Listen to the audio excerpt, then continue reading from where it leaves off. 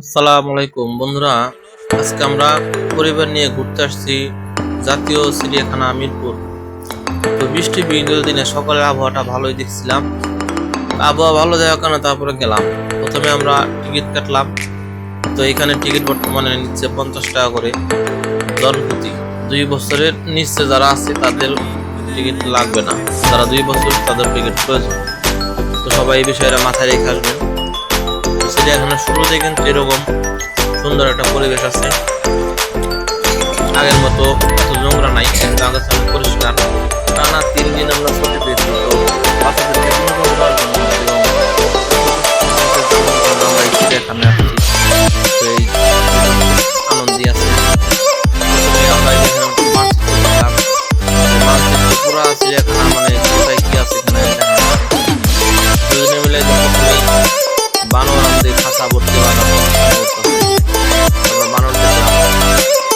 আপনাদের জিনিসগুলি চিড়িয়াখানায় আপনারা যেখান থেকে আসেন, তো আসার পরে যে গেটের থেকে কিছু কিনলে সাবধানে কিনবেন, দাম জিজ্ঞেস করে কিনবেন।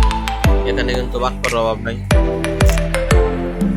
তারপরে আছে যে পাশে বক, এখানে বিভিন্ন প্রজাতির বক আছে, সারস পাখি আছে। মানে এত বড় বড় বক যে দেখা যায় না, অনেক বড় বড় বক আছে।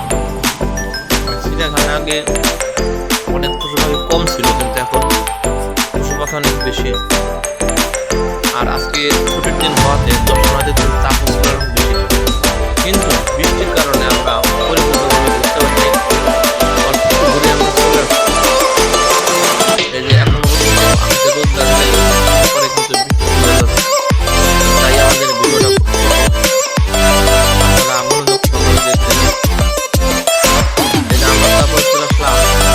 বাঘের খাঁচার সামনে। এটা হচ্ছে পুরুষ রয়্যাল বেঙ্গল টাইগার, এর নাম হচ্ছে সকাল যখন 11টা বাজে, এদেরকে এখন খাইতে দেওয়া হয় না, তাই এরা ক্ষুধার্ত।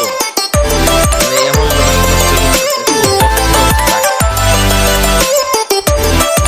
অনেকক্ষণ ধরে আমরা বাঘ দেখলাম।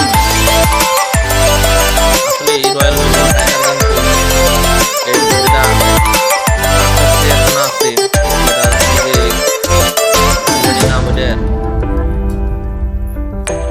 Bangabandhu safari park.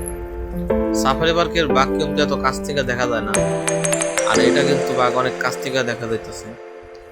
এই বাঘের শরীরটা কিন্তু অনেক দুর্গন্ধ। এই দেখছেন কত কাছ থেকে বাঘটা দেখা যাইতেছে সুন্দর। বাঘ ক্ষুধার্ত থাকায় কোনো শব্দ করতেছে না।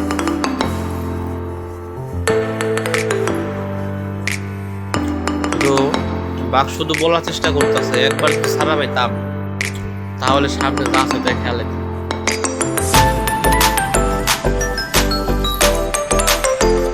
তো বাঘের খাঁচা অনেকক্ষণ থাকার পর আমরা এখন যা বলছে সিংহের খাঁচা। পাশেই কিন্তু সিংহের খাঁচা আছে। এখানে দুইটা সিংহ রাখা আছে। সিংহের আগে এখানে একটা ভাল্লুকের খাঁচা আছে। ভাল্লুক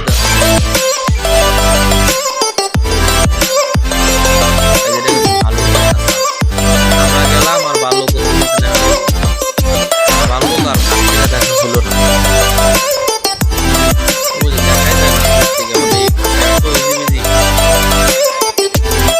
ক্যামেরা এত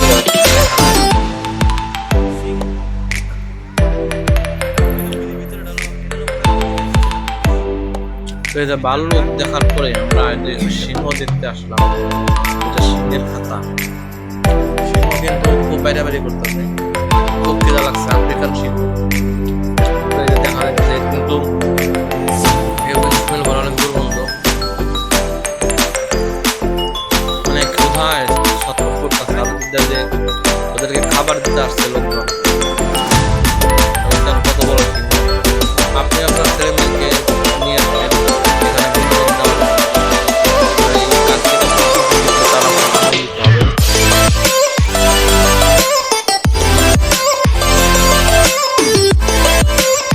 এরপরে আমরা অল্প কিছু দেখছিলাম, হাতিটা, এটা হচ্ছে গিয়ে বন্য মহিষ, যেটার নাম দিচ্ছে গয়াল।